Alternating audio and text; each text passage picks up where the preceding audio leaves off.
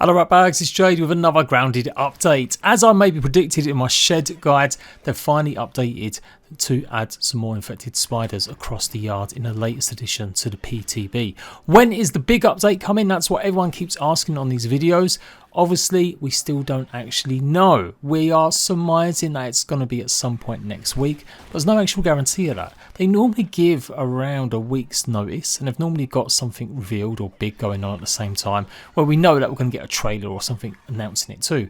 Some of you guys caught up the Casually Grounded stream and they didn't mention anything in that either, so I only just caught the end of it. So yeah, as far as I know and as far as I'm aware, we still don't have no clue of when this update goes live for everyone. But of course, as soon as we do know, I will let you know.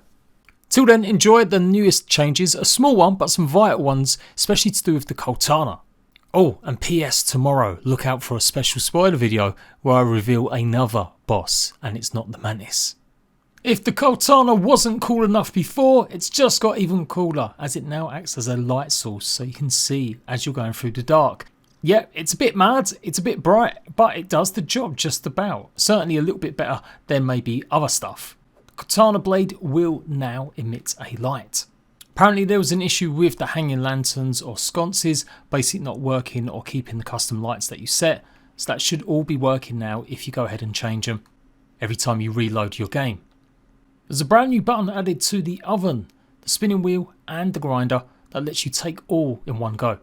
And there's also a brand new icon that pops up letting you know when it's actually done.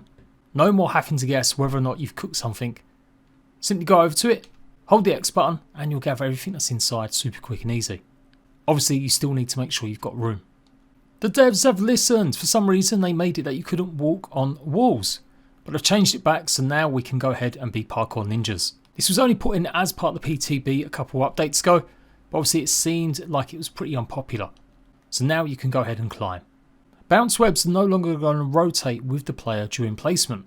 So whatever way you do it now, that should be the way that you can now turn it forward or back. A crash that happened when you opened up your map in multiplayer has been fixed, as well as one that's quit into a game or loading a save while in the yard. All the field stations now have these strange little satellites on top of them.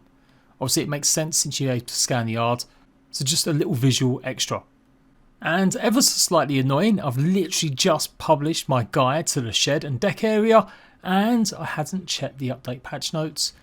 There's a bunch of new creatures added to this area. It did seem a bit weird, there was infected growth but there wasn't any kind of spider or larvae, but now of course there is.